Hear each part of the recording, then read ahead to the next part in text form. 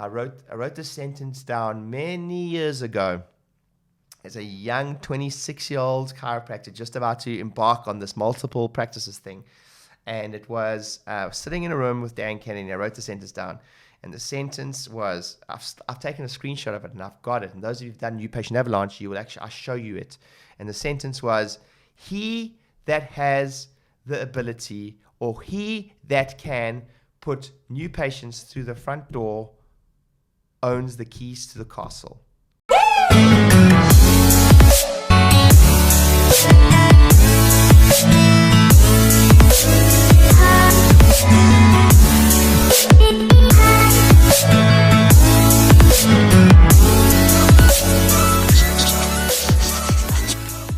Hey everyone, welcome to the DC Practice Growth Podcast. My name is Dr. Ryan Rieder. I own and operate 8 practices, turn over $7 million every single year. We see over 3,000 visits every single week, 10,000 new patients last year. I have a killer inner circle group, and I teach New Patient Avalanche. I have a free book. If you haven't got any of my content, please go to the website, grab a free book. I promise to make no money from it. It's just you pay for the shipping, I pay for the book. But just go get it. I just want it in your hands, and I hope it helps your practice. I leave nothing and no page unturned. So this week in the Practice Growth Podcast, it's a third installment of a three-part podcast. And if you missed the first 2, we were speaking about all things speaking. And the reason I did this in 3 parts was there are 3 parts to what I believe a successful speaking strategy to grow your practice. And in podcast 1, we specifically focused on why it's important in the first place. So I'll recap that very, very briefly. Listen, I'll say this over and over again. One of my greatest mentors taught me this. Nothing. I don't care how good you are at online marketing. I don't care how good you are at screenings. I don't care how good you are at doing anything in your business, your practice. Nothing will give you the quality and quantity of new patients in the time frame, high return on investment, time return on investment that speaking will. Nothing will give you the quality and quantity of new patients in the short time frame that speaking will do. Nothing will ever come close to that. Mark my words. I have tried. Trust me, I've tried, and it's the reason that some of the greatest online marketers on the planet still go to the effort of flying across the planet to speak in a room when they really don't need to financially. You guys understand, but they know nothing will ever match the quality and quantity. So today's podcast, first podcast, we spoke about how to do a killer, if you will, mandatory health class within the practice and why it's important. You want to increase referrals or increase retention. The second podcast, we spoke about specifically how to do killer lunch and learns. We don't do the lunch, but we get into corporates, so get into corporate environments. We spoke about that, and honestly, I truly believe that's a 6-figure podcast for a lot of people that listen to that. So if you haven't listened to it, go back and listen to it fast. This third podcast, we specifically going to focus on, and I'm just going to use the term because it's the verbiage in the marketplace. People think of these as dinner with the docs. So I'm going to talk a little bit about how we grow our practices using live events. And this specific type of speaking is where we get cold leads, if you will, to come to us for an informational, educational talk.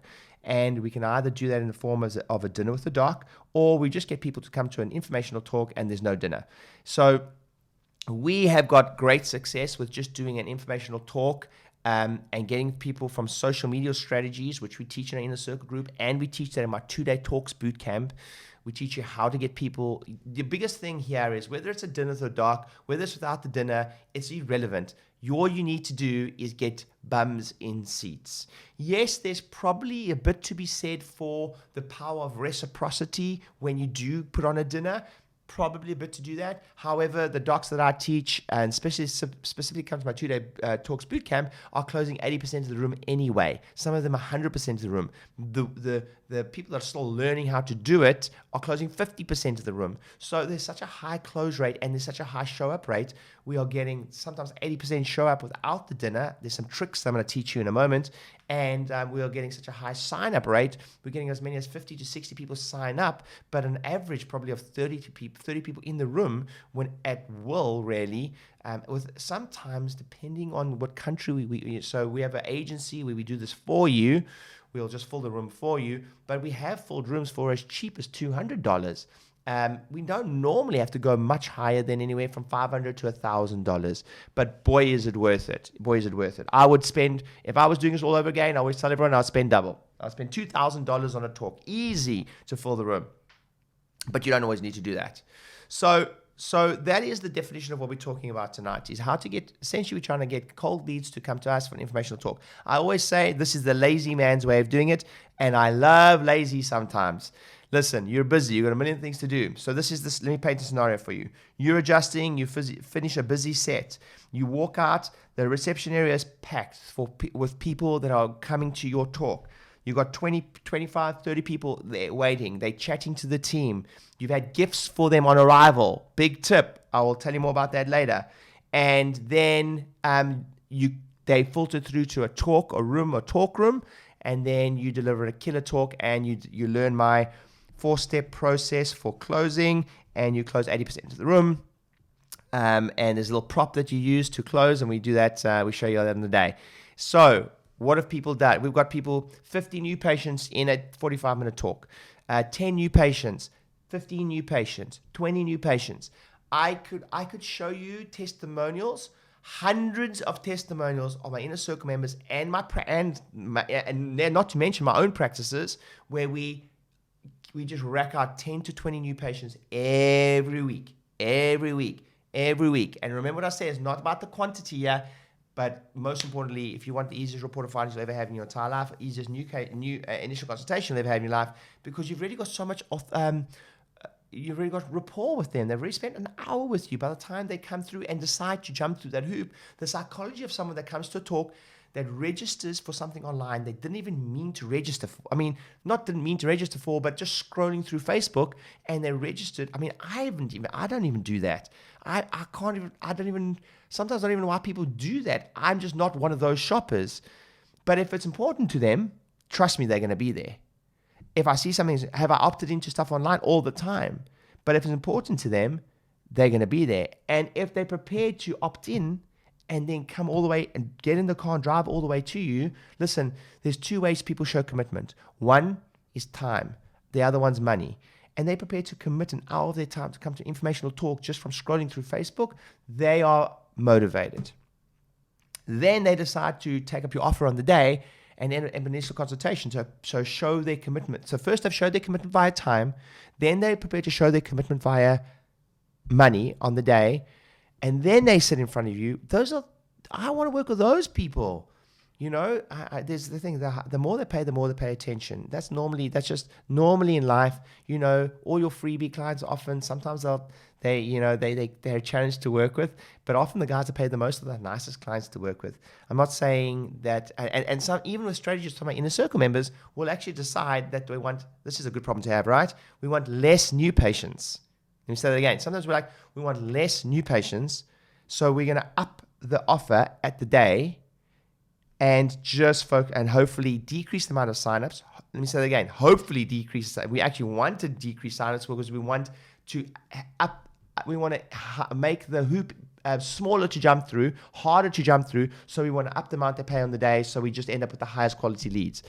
That is a luxury that not all of us have, but a lot of my inner circle members do have that luxury. They'll get into we do the adverts for them to fill the room, and then they simply go, you know what? I have been selling my vouchers at $50. I want to up the ante to $80, and I don't care if I get, instead of getting 20 new people on the night, I don't care if I get 14 because I would rather work with the people that paid $80. That is a luxury, and that's why I wrote this sentence down many years ago.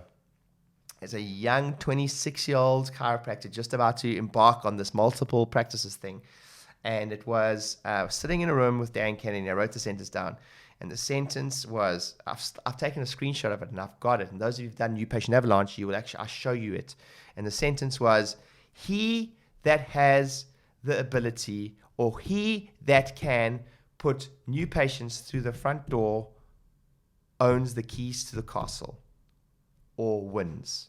So let me say again, the person that has the skill set or the ability to effortlessly, repeatedly, and controllably, if you will, generate new customers in any business holds the keys to the castle. The person that can repeatedly do that, marketing will cover up any mistake short term. That does, yes, eventually low PVA will kill you. Yes, eventually leaky bucket will kill you. Yes, eventually poor business systems and structure will kill you. Poor culture will kill you. But any mistake, trust me, if you want to drum up cash flow and you have the ability to do that, I always say marketing will cover up just about any mistake in a business short term.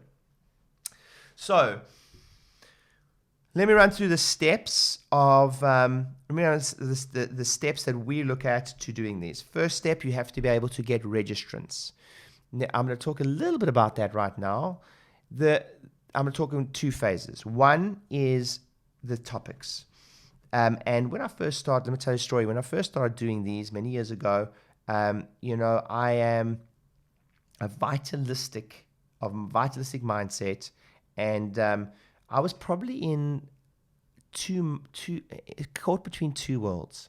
The two worlds I was caught between was understanding that problems and concerns really are, from a marketing standpoint, what most people are looking for in the marketplace, right?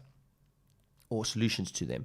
And then from a vitalistic perspective, really wanting to live that through the way I marketed my business. And what I found, what I came to a very harsh reality was that when I advertise, and by the way, I wish it wasn't so, when I advertised the talk, that for instance covered a topic like how to live longer, it would get a certain amount of registers, but it wasn't very good. If I covered a talk about 7 secrets to aging better, it would work, but it wouldn't get amazing registrants. And I remember two of my mentors. One mentor taught me this, that pain is the doorway to wellness. Pain is the doorway to wellness. Pain is the doorway to wellness. So I immediately started doing more talks that focused on symptoms in some way, shape, or form, or conditions. I'll tell you about that in a moment. And the other one was, I came across a text from BJ Palmer, and it was, BJ Palmer said that symptoms sell. So it really changed my mindset a little bit on what I should be marketing. So when I changed the topics to symptom-based topics or condition-based topics, I'll give you some examples now. Without a shadow of a doubt, our registrations went up. And what I realized was I was serving a lot more people by getting a lot more people in the room and therefore teaching them about the miracle that was chiropractic and how it can change their lives. So some of the topics that we played around with have been things like how to manage the symptoms of autism effectively, how to manage the symptoms, or how to manage ADHD effectively and safely, how to manage the symptoms of fibromyalgia, head and neck pain, sciatica. Those topics have worked really, really well for us, but we play around with them from time to time. And, one of the things I'm really passionate about is the impact we make. And sometimes the marketplace will tell you what you need, whether you like it or not, to be making more of an impact on. And a scary statistic for you is, of all the topics we have, the one that still to this day I can't believe how many people register for, and it's going up and up and up, is a informational talk about autism. If you're listening to this right now, you may be feeling uncomfortable about doing a talk about autism, but I want you to understand that the fact that so many people register whenever we advertise that, and we don't do it all the time, shows that they're so desperate for some help. They're so desperate for a different perspective. People are so desperate to just about learning things like how to focus on the anti-inflammatory diets and how to, the role that chiropractic can play in helping someone's body heal better. People are desperate for a hope. And whenever I see the registrations for that, I always just think to myself, we're not doing enough, to be honest. So that's just a little piece on topics. So the first part is you've got to get bums in seats. That's topic-based, as well as you've got to learn the skill set of being able to drive people from social media to your talks. Now, we do this for a lot of people. We have an agency that does this, but I give you everything we do. So those of you who come to the 2-day talks bootcamp, and those of you that come across to my new patient avatar, we just give you everything we do. If you want to do it yourself, I don't hold anything back. There's nothing we do in the agency we don't teach you. But if you want someone to do it for yourself, then if you want someone to do it for you, then by all means let us know. But you've got to be able to get people registered. That's a skill set in itself, and not the remit for this podcast. But that's we teach our new patient avalanche. Grab my book, or come on my inner circle group, and we can help you teach that, or come to my 2-day talks bootcamp. The next part of a, if you will, Dinner with the Dark Facebook strategy talk is that just because they registered does not mean that they're going to show up. Let me say that again. Just because they registered does not mean they're going to show up. And I want you to have this written, or this plaque somewhere in your business. And it is that casualness leads to casualty. I still learn this lesson to this day in business. Every time I say these words, consciously or subconsciously in my head, I learn a harsh lesson. And the words are, I'm sure it'll be fine. I'm sure it'll be fine. I always end up with egg on my face whenever I'm sure it'll be fine. Meaning, whenever I assume that they will show up, whenever I assume that they will phone, wherever I assume that people will be there and they don't need reminders, I always get a harsh lesson. So, second part to the protocol, if you will, is getting them to show up. And you have to be very purposeful, and you have to be very intent-driven and aggressive to get it. So here's a little phrase I'll leave with you. Whatever you currently think you need to do, I want you to double it. For instance, if you're sending 2 emails, send 4. At least. If you're sending a text, send 5. Like throughout the week, or 2. Like, trust me. You absolutely have to be going way harder than you are. So here's a couple tips for you. Once someone registered, massive increase in show up rate if you call them immediately on registration. The sooner the better. I'm talking about a minute, with 2 minutes or 3 minutes or 5 minutes. If you can call them or send them a text at least within minutes of registration that says, thank you so much for registering. I'm just a courtesy call just to say thanks so much for registering. We really look forward to seeing you. And then you're going to give some other little bits and pieces, which I'll tell you right now. But calling them immediately and just making contact massively increases your show up rate. Another thing that will increase your show up rate is, yes, the normal stuff. Texts, emails, and another call, a reminder call within 24 hours of the talk obviously increases show up rates. But I want you to factor in 2 things. One is you have to understand, this is just human psychology. Human psychology is that the reason that people get you to RSVP for a dinner or party or something is because by giving that commitment, you are, without a shadow of a doubt, you are entering into a imaginary contract when you RSVP. So we want to try use the art of that psychology to help us increase our show up rate on the day. One way to do that is, studies have shown, and even in our practices, if you get someone to engage in just a 3-step questionnaire prior to coming and they actually fill it out, they will show up on the day. And the questionnaire can simply say things like, what would make the talk a win for you? What one question would you love answered on the day, which helps you with the content? And the last one would be, on a scale of 0 to 10, how important is your health, or maintaining your health, or correcting your problem, or whatever it is to you. Those are just 3 questions you could ask. If they fill it out, and you could get your front desk to really chase it up and go, hi, Mary, we sent you a little questionnaire. Only going to take you 10 seconds or 30 seconds. Would love you to fill it out before you came. When they have filled it out, you just do Google Sheets or Google Forms, or you do SurveyMonkey or something really basic. Your show up rate will increase a lot. Next, if on the reminder call, if you can't get hold of the call, follow up with a video through email. You can use something called useloom.com, and you send them some type of communication that tells them that you're preparing a gift for them. So it would be something as simple as, hey, we're so excited. courtesy call just to say, thank you so much for registering. And they'll normally be impressed if you phone them within 5 minutes. They'll normally say, wow, that was really quick. And say, no, that we really like to be as efficient here as possible. We're really grateful that you come to spend time with us. A couple things. One, I'm going to send you an email. I'll be very grateful if you fill it out just so you can get the best out of the day. It will take you 30 seconds to fill out. Is that okay? If you get a yes, they will probably fill it out. Next, I just want to say we are preparing a gift for you as I speak.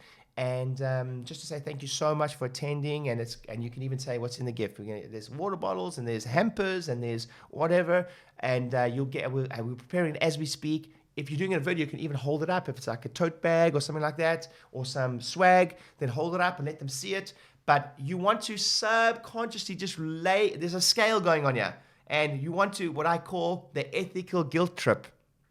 You're slowly building up the scale so they are leaving that phone call going, wow, I have to show up now. They're going to so much effort. Isn't that sweet?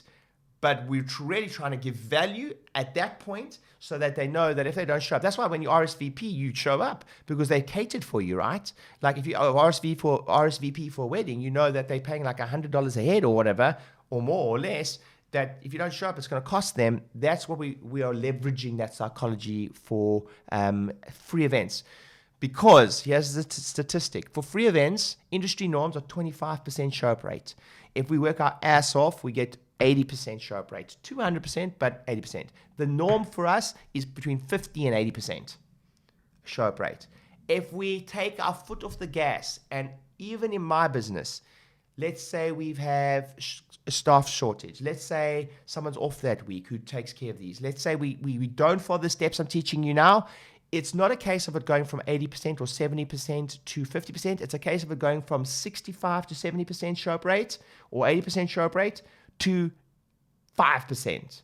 Casualness leads to casualty. You really have to go all in on this.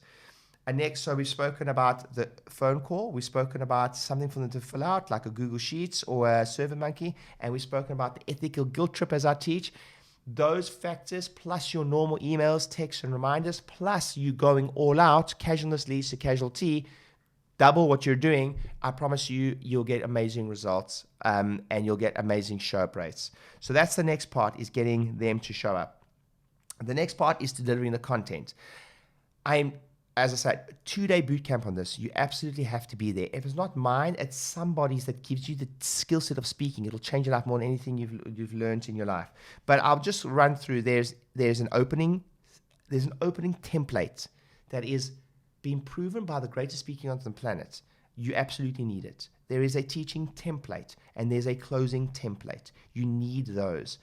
When you're delivering a fantastic talk, I will say this, for most of you, I really think that you should move away from PowerPoint and just deliver it with a flip chart or just yourself up there. Sometimes it's just too short. Remember, if you use a PowerPoint, the people are looking at the PowerPoint most of the time, not at you. You want to be, if you will, the influencer and the person that they know, liking, and trusting. I'm not saying you don't have to use PowerPoint. You can use PowerPoint specific for testimonials and things, but don't use it as a let's be honest, most people use PowerPoint as a crutch just to remind them what to say. That's not what you're doing here. So if you're using it to show demonstrations, you're using it to show results, you're using it to pre-frame, you're using it to show testimonials and videos and before and after photographs. That's what you're using it for, if possible. If you have to use it, just use it so that it's very sparsely, not lots of words, like one word to remind you a theme or something. So that's my recommendations for the content. But I will say this. My pet hate is, I've been doing this for a while now, is seeing how desperate everyone is for, can you share your slides with me? And can you share what you're going to talk about, etc. Guys, you've all studied for years and years and years and years and years. You could do a talk in the next 30 seconds and you'd know more than 99% of people on the planet about the subject matter. Obviously, you need to make sure that you go and research that subject matter. But just by the degree you did, you know more. So, but my lesson with speaking is this: you're not as good as you think you are. You're much better. So that's the only thing I'll leave you with. Yes, you need to have finesse, and yes, you need to leave structures, but you can do this, right? But that is a 2-day boot camp in itself, and in my inner circle group, etc. Make sure you connect with me if you want any help with that. Next part of the process is 4-step process. is you absolutely have to learn how to ethically and repeatedly and predictably get someone at a live event or talk to actually say yes to come and to use your product or service. That is called selling. You have to be able to do that. This is the worst thing that can happen, is you do a talk, you give value, and then everyone stands up and they claps for you, they pat you on the back, and they say, well done, doc, that was wonderful, and they all walk out the front door. That is the worst thing that can happen. The only thing that benefits there is your ego, and ego is the killer. Like, forget about that. So the rule that I'm going to give you right now that changed my life is this. Never, ever, ever, ever, ever stand up in front of a group of people without making an offer. And it doesn't mean that you have to make an offer that it is even a monetary offer, although I'd recommend that. You, at the very least, swap details for something of value at the end of your talk. I promise you that tip I've just given you has made me millions of dollars. I promise you that tip has made me millions of dollars. If all you did is every time you speak now, you at least went, how many of you found that helpful? How many think it's important to look after your health after listening to it for the last 30 minutes? Great. I'd love to give you a free gift. Is that okay? Awesome. So Mary at the back has free book for every single person. We ask is for your contact details. So I've only got one copy here. I'll send you the rest in the post. If you just did that, it'll change your life. I promise you. But you do have to learn the skill set of closing. And we have a template and a script for that, but you've got to learn that. So those are the 4 steps. You have 4 steps to running a fantastic, if you will, dinner with the doc. I'm not going to talk too much about the delivery of the close, but I am going to talk about some context issues. Here's my advice to you. Again, just like I gave advice on the second podcast in this series, was you do need to do, when you're in a company, you need to take payment on the day and you need to do the booking on the day. The same goes for this. There's one further step though for this. Not only do you need to take payment on the day and you need to make sure the booking's in the diary in the day, you also need to take the payment in the physical room that you're doing the talk. So if you're doing it in your practice and you have a class or a health classroom, etc., and you think it's okay to do a close and simply let them pay at the front desk, you would be wrong. It may well be okay, by the way, but I promise you your conversions will be higher. They have to pay in the room. You see, there's just this weird psychologist temptation. If they walk out of a health classroom and then walk all the way to reception and the front door is right there, we're making it so easy for them just to walk out. It's just human nature. It's just human nature that if the door's right there, their car's right there, their dinner's waiting for them at home, their family's waiting for them at home, that if there's 2 or 3 people waiting to book, you're going to lose them, I promise. So change that. Take a PDQ or a cash machine. You can take card payments, take it into the room. Make sure you have multiple clipboards, because that also keeps everyone, like if there's 5 people to come to the back, then they can fill out the clipboards in the meantime, and you can manage that flow with clipboards quite well. So if you take clipboards, payment, and then book them in the diary afterwards, that closes off an amazing event, and then all your follow-up after that. So that would be my 4th step to having a killer event. Making sure, A, you can get registrations. 2, you can actually get them to show up. And that is a separate thing. Registration and getting to show up is not the same thing. Once you've registered them, you move on to phase 2, which is getting them to show up and the skills. And we have a lot more little tricks for you. But those are 2 or 3 ones that will really help you straight away. Then deliver a killer talk. Listen, there's one thing I learned is that definition of a doctor is a teacher. And someone once taught me that not all speakers are leaders. Not all speakers are leaders, but all leaders are speakers in some way, shape, or form. Let me say that again. Not all speakers are leaders, but all leaders have to learn the skill set of, even if it's the simple skill set of standing up in front of their team meeting. All leaders are speakers in some way, shape, or form. They may not have acquired the skill set yet, but whether they like it or not, all leaders are speakers in some way, shape, or form. So you need to invest in learning that skill set. I promise you it'll change your life. And the last part is you need to be able to ethically move someone to a point of being able to part with money to use your service, and that is closing or converting the room, and you need to know those 4 parts. So I hope that was helpful. You should absolutely be doing these. If you'd like to find out how we can just fill the room for you, come and inquire. We also simply just teach you it. Then if you're going to be taught it, come to my 2-day talks bootcamp. I promise it'll change your life. Please make sure you grab my free book if you haven't, or subscribe to our YouTube channel. I love and appreciate you. That sums up my 3-step process to how you can change or grow your practice or triple your practice by using talks. I love and appreciate you. Please subscribe to our YouTube channel. Grab my free book. I'll see you soon.